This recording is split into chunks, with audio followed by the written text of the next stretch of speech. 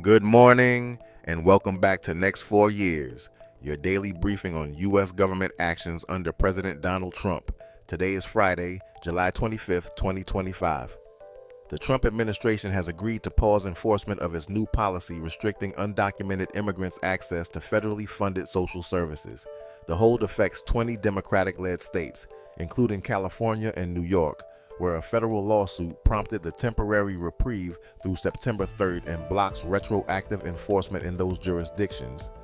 A federal judge in Massachusetts reaffirmed his nationwide injunction on Trump's executive order eliminating birthright citizenship. The ruling directly challenges the administration's appeal to narrow the scope in light of a recent Supreme Court ruling. President Trump reported a constructive meeting with Fed Chair Jerome Powell, saying he senses the Fed may be ready to lower interest rates. Markets are watching closely amid ongoing fiscal instability and past friction between the administration and the central bank. Trump and FCC leadership have vowed to force reforms in American broadcast networks, starting with a formal complaint against CBS over its coverage of Vice President Harris, part of a broader plan to reshape public media influence.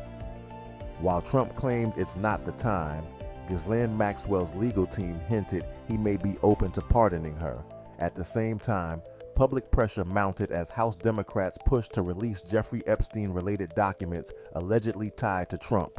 The administration proposed a sweeping expansion for the U.S. International Development Finance Corporation, a DFC, from $60 billion to $250 billion capacity, and new mandates to operate in wealthier nations with defense oversight included in governance. Trump signed an executive order directing cities and states to clear homeless encampments and move individuals into treatment facilities. Civil rights groups warn it will worsen criminalization and displacement without addressing root causes. Experts warn that deep staffing cuts at agencies like the Bureau of Labor Statistics have put the quality of U.S. economic data at risk, weakening vital labor and inflation tracking relied on for policymaking and market decisions. A new USAID internal analysis found no evidence that Hamas systematically stole U.S.-funded humanitarian supplies, contradicting a primary justification used by the U.S. and Israel for tightening aid routes in the region. Today's events reflect the Trump administration recalibrating power vectors, rescinding enforcement at home, navigating judiciary pushback, tightening media oversight, revamping global finance tools, pushing aggressive social policy, and managing fragile data infrastructure.